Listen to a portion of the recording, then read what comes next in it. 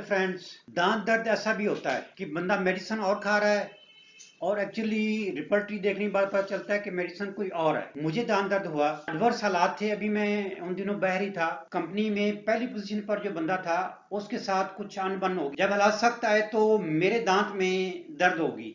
दांत था left upper molar, अपर molar left. अब लेफ्ट साइड पर जो मसाइल मुझे होते हैं उनमें ज्यादातर लकैसिस बनती है मेरी। तो मैंने लकैसिस ली, आराम आया, रिलीफ मिला, मगर कुछ दिनों के बाद फिर होने लग गई। अब कुछ दिनों से मेरा हफ्ता 10 दिन होंगे। अब जब भी मुझे दर्द होता है तो मैं कोसता कि यार इस बंदे की वजह से, हालांकि मैंने इसे इतना सपोर्ट किया है और इसने आकर बिला वजह तंग करना शुरू कर दिया है। फिर मैं दिल में कोसता, फिर लकैसिस ली मैंने, फिर आराम आ गया। फिर 10-15 दिन के बाद फिर मुझे वही दांत दर्द हुई, अपर लेफ्ट मोलर। जब 3 बार लकैसिस लेने के बाद वो दर्द रिपीट होती है, गर्चे वो 2-3 हफ्तों के बाद रिपीट होती, बट इवन देन मैंने डिसाइड किया कि अब मैं रिपल्ट्री देखूंगा। मैंने रिपल्ट्री देखी तो अब की बार मैंने अपने आप को कोसा कि मैं ये क्या ले रहा था और मेरी मेडिसिन कौन सी बनती थी।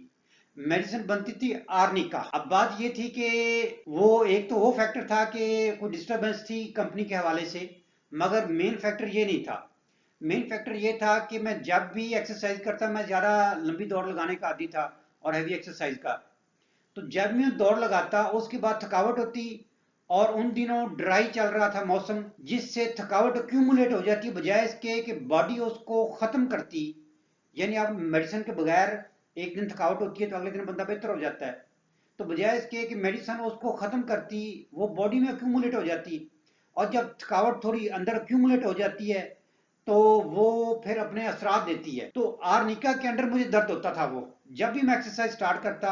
अब मैंने वो मेडिसिन ली है लकैसिस, उसके बाद थोड़ा रिलीफ हुआ, 2-4 दिन मैं एक्सरसाइज नहीं करूंगा। फिर जब एक्सरसाइज स्टार्ट करता तो फिर हैवी एक्सरसाइज करता, थकावट एक्यूमुलेट होती, फिर आर्निका बनती, दांत में दर्द होता, फिर मैं लकैसिस ले लेता आर्निका के बजाय कि शायद उस वजह से दर्द हो रही है। तो जब 3 बार ऐसा रिपीट हुआ तो उसके बाद फिर मैंने रिपल्ट्री को कंसल्ट करने का जब फैसला किया तो फिर मुझे अंदाजा हुआ, जब जब मैंने फिर मैच किया कि क्या तब जब जब मैंने लैक्सिस ली थी तो क्या उस वक्त मेरी आर्निका ही बनती थी। तो डेज के हिसाब से जब मैंने सारा स्केड्यूल देखा तो फिर मुझे पता चला कि वाकई ही उन दिनों मेरी आर्निका ही बनती थी, लकैसिस नहीं बनती थी। फिर जब मैंने आर्निका ली उसके बाद जिस्म ने ऐसा रिस्पॉन्स दिया कि बिल्कुल जब भी मैंने एक्सरसाइज की है फिर मेरी दोबारा आर्निका नहीं बनी है।